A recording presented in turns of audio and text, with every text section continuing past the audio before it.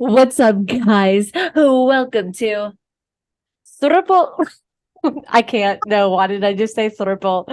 Triple Threat Talks. My name is Jenna Canella, aka Jen. This is Race with triple threat trucks.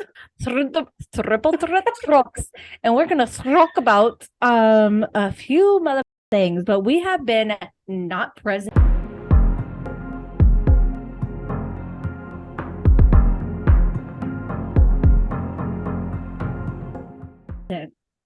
For a while. A lot has happened individually and together. What is life? What is life? Sometimes I think I'm in a fever dream. Okay. It's weird. Yeah, a lot Are has we happened. in a coma? I know, are we? Oh my God. Maybe if we're real quiet, we can hear like hospital noises. I'm trying to imagine it. Honestly, if we are, if we're in like a ghetto hospital, I hope we're sharing a room. I hope so too. That'd be gangster.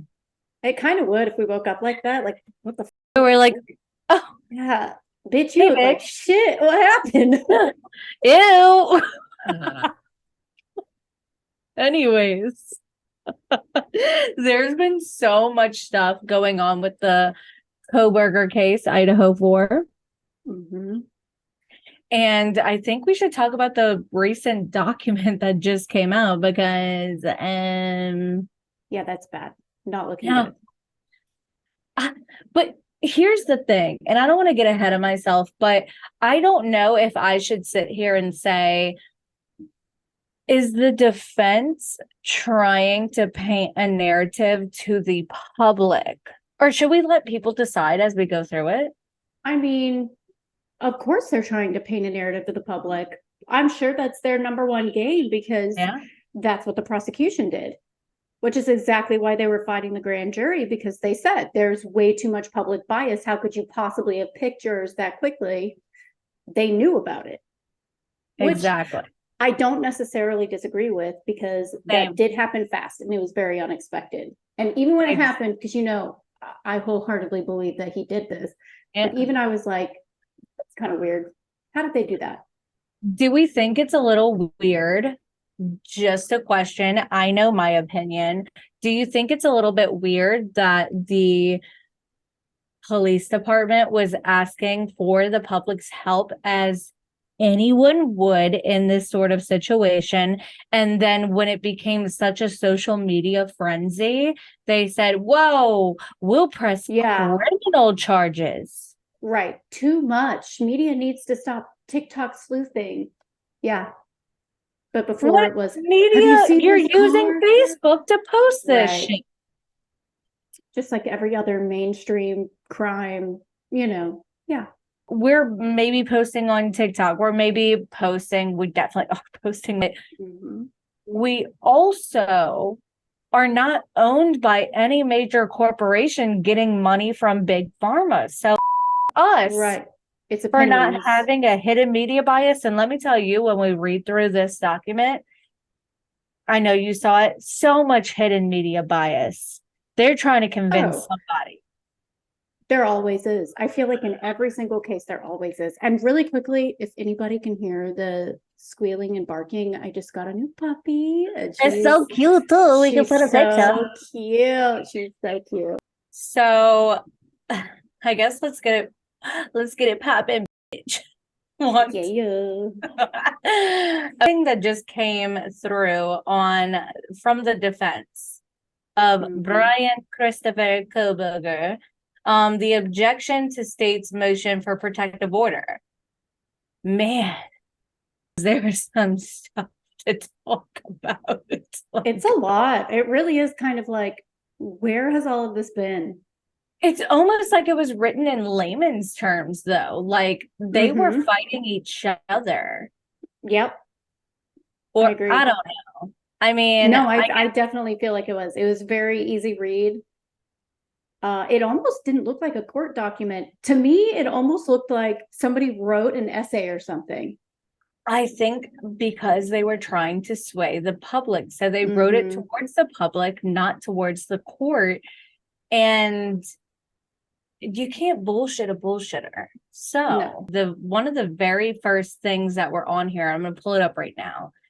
It says on November 13th, 2022, law enforcement responding to a 911 call found Madison Mogan, Kaylee Gonzalez, Xana Kernodle, Ethan Chapin deceased. Law enforcement later found a K-bar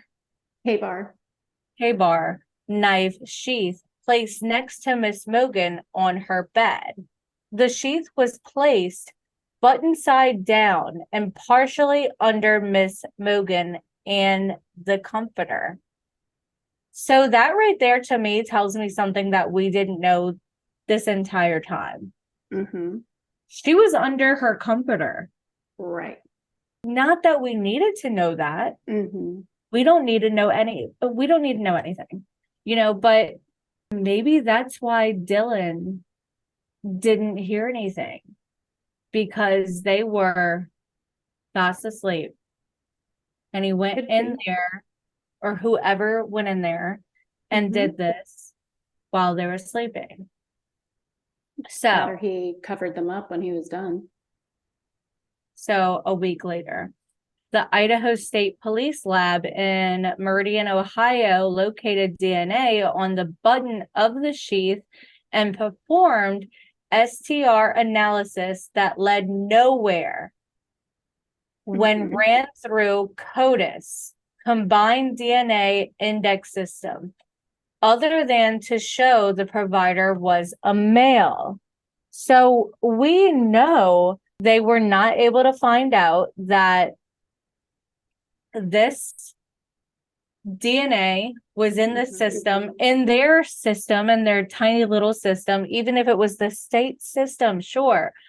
But CODIS, whatever you want to call it, that is for criminals, missing persons, right, or active crime scenes. Let me give you a theory real quick. Can I? Yeah, and I just wanted to point out, is CODIS, is it like a national thing? It's an FBI brand. Okay, so that is a little interesting too, because they're wondering if Kohberger might have something to do with other missing persons, but if they couldn't pull it up with that, then he must not. I mean, if they couldn't find any DNA matching another missing person or crime scene. The fact that you said that right before, oh my God, because I was about to say, remember how they pulled in his parents to the grand jury? It was an investigative jury on the other. So yeah, Dennis Smithers. So did they find some sort of DNA? I know, that is interesting. That's true, because what a random case, like, just to pull them in on. Right? I mean, investigative jury, you guys, like, come on. It was right. What? Yeah, that is interesting.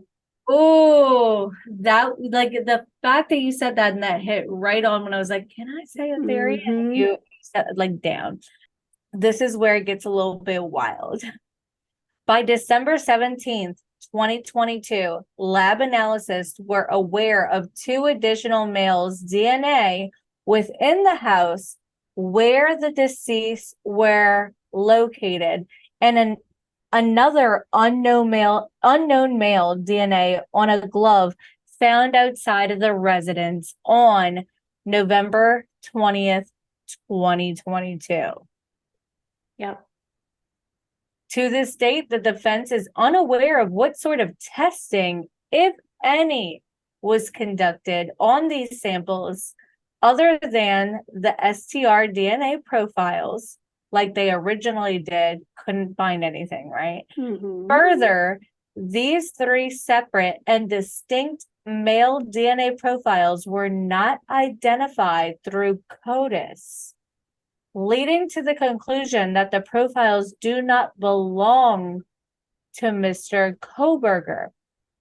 So here's my question on that, Chris. Wait, how does that lead them to believe that if he's not in the system? You're in my brain. Okay. That just doesn't make any sense. I thought that when I read it, I was like, that doesn't quite make sense. Maybe we're reading it wrong. I don't know. I don't know, but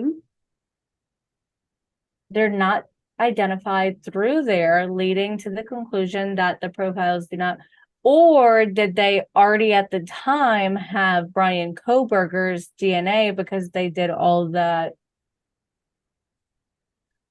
bullshit? And and did they run it through more than once? Like, did they run it through after they booked him and put him through the system? Or did they just run it through the one time when he maybe wasn't in the system, didn't commit any crimes? Maybe his DNA was found somewhere else and it was a match to somewhere else, some other crime, like the theory that you were talking about. But that's my question. Because when they're giving the dates and the times, it reads like they are specifically speaking on the initial investigation early on. Yeah.